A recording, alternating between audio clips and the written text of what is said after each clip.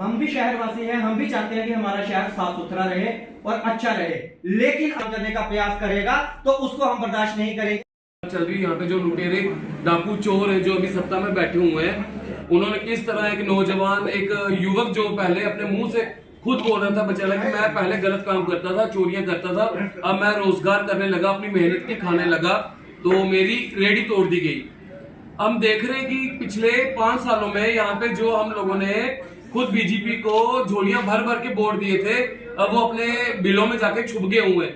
यहाँ की लीडरशिप बिल्कुल खत्म हो चुकी है, काले अंग्रेज यहाँ पे शासन कर रहे हैं। देखा जा रहा है कि ये जो डीसी साहब के ऑर्डर की आड़ में लेके ये डायरेक्ट जो यहाँ के लोकलाइट है जो उनको एक तरह से जो हमारी जम्मू कश्मीर की जो हमारी डोगरियत है सीधा सीधा उसके ऊपर हमला किया जा रहा है।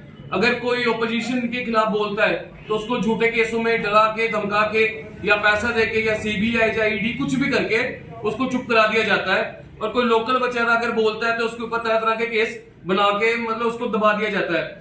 जो कल उस नौजवान के साथ हुआ तो ये ज्यादा दूर की बात नहीं है, कल को हमारे साथ, आपके साथ, देखने वालों के साथ, सबके साथ सबका नंबर आएगा ये बारी बारी, क्योंकि ये जो कर रहे हैं जिसमें हमारी कांग्रेस पार्टी के सारे अधिकारी बैठे हुए हैं, जिसमें हमारे रबिन शर्मा जी हैं, विनय शर्मा जी हैं, यशपाल जी हैं और विशाल जी हैं, तमाम हमारे जो साथी हैं वो इस प्रेस कॉन्फ्रेंस में बैठे हैं, जिसका मकसद यही है कि हम सब ने देखा कि कल किस प्रकार से एक युवा की जो रेडी है उसको म्युनिसिपल काउंसिल के द्वारा तोड़ा गया।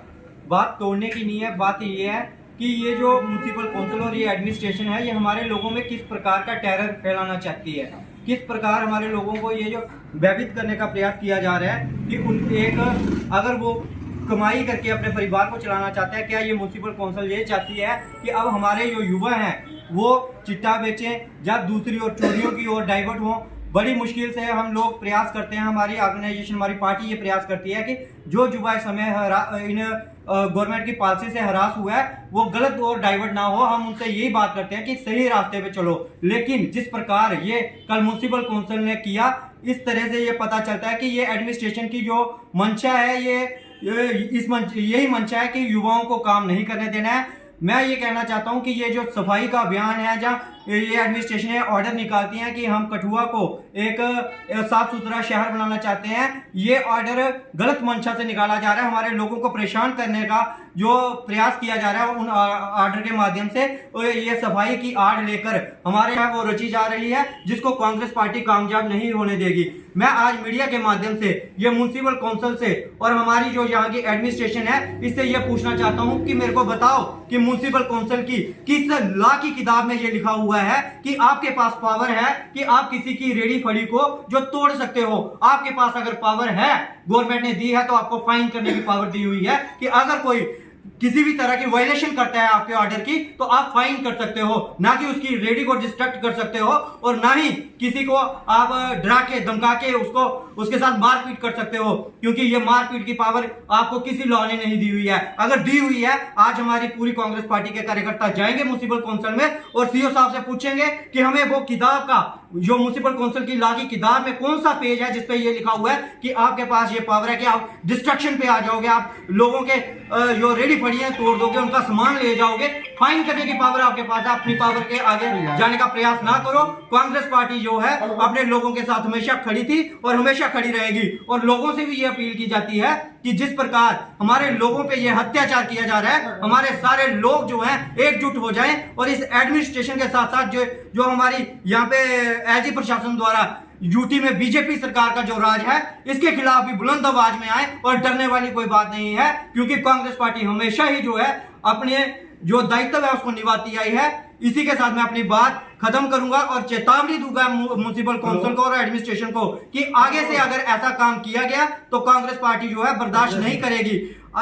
इसी के साथ मैं एक बात और जोड़ दूं, ये इन्होंने मल्टी कम्प्लेक्स का वो किया था कि मल्टी कम्प्लेक्स जो है हम बनाएंगे, वहां से हमारे युवाओं को उठाया गया, उनका रोजगार छीना गया। लेकिन आज मैं अपनी पार्टी की तरफ से बड़ी जिम्मेदारी से ये सवाल पूछना चाहता हूं एडमिनिस्ट्रेशन से, क्या आप लोगों ने वहां पे काम शुरू किया है? क्या उसकी कंस्ट्रक्शन चालू है? वहां पे कोई कंस्ट्रक्शन का काम नहीं हुआ रहा, सिर्फ हमारे लोगों को परेशान किया जा रहा है। वो जगह है जो हमारे लोगों को दी जाए ताकि वहां पे हमारे लोगों का रोजगार चलाया जाए, जहां तो वहां पे अपनी कंस्ट्रक्शन शुरू की जाए। अगर आप कंस्ट्रक्शन के नजरिए से काम करोगे तो हम आपके साथ हैं, लेकिन अगर हमारे लोगों को परेशान करने का नजरिया हुआ तो कांग्रेस पार्टी आपको हर गली में आपके खिलाफ प्रदर्शन करती दिखेगी। जय हिंद, जय भारत।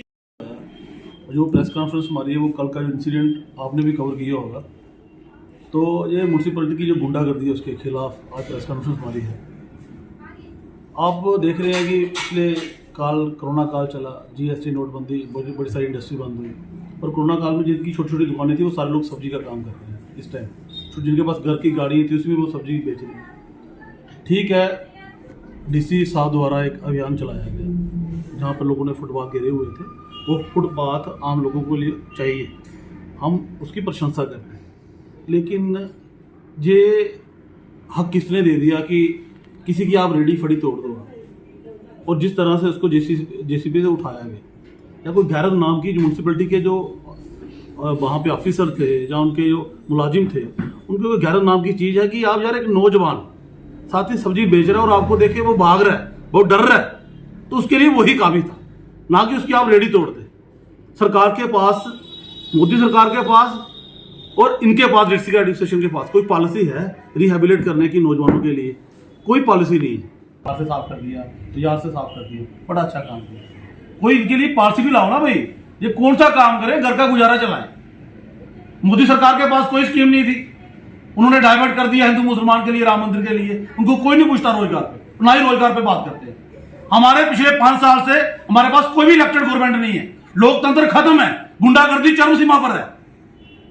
लेकिन हम ये कहना चाहते हैं, डीसी साहब एक यंग है, डायनामिक है, वो आए यार, कम से कम नौजवानों से बात करें। एक 2 लाख रुपए पे लेने वाला, 80,000 रुपए पे लेने वाला, वो डीसी साहब को शाबाश जरूर देता होगा कि आपने बड़ा अच्छा काम किया। हम भी बोलते हैं आपने फुटपाथ खाली करा दिए, बड़ा अच्छा काम किया, लेकिन आपको यह हक किसी ने नहीं दिया है कि आप किसी की रोजी रोटी पे लात मारो। आप ये देखो कि जो आदमी महीने का 10,000 रुपया कमाकर घर में जाता है, जिसका परिवार पलता है, डीसी साहब उसको भी पूछो, क्या उसको कोई नुकसान नहीं हुआ? जो 2 लाख वाले या 1.5 लाख वाले जो पे भी लेते हैं और करप्शन भी करते हैं, इनकी शाबाशी मत सुनो आप। गरीब आदमी जो देश की रीढ़ की हड्डी है, जो वोट डालकर सरकार बनाता है, हमारे पास हक नहीं है। 5 साल से गवर्नमेंट हमारे पास नहीं है, गुंडागर्दी यहां पर है, सुना नहीं जाता है। और कोई नेता लोगों के लिए बोलता है तो उस पर केस बुलाए जाते हैं, उसको डराया जाता है। Police law and order maintain करने के लिए है। हमारे टैक्स पेयर का पैसा, चाहे डीसी साहब हो, चाहे पुलिस हो, चाहे कोई और भी आदमी हो, वो टैक्स पेयर का पैसा लेता है। भाई अगर सरकार की इतनी नाकामी है, आप रेवेन्यू डिपार्टमेंट में इतनी करप्शन है, वहां पे देखिए ना। आप म्यूनसिपैलिटी में काम करना है ना, तो कितना माल मवेशी वारा पशु है, उसके खिलाफ किसी ने कार्रवाई नहीं की। आपके पास पॉलिसी है, पैसा है, तो उन माल मवेशी को कहीं पहुंचाए ना, वो उनके पास ये शहर को साफ सुथरा बनाए। पूरा शहर आपके साथ है।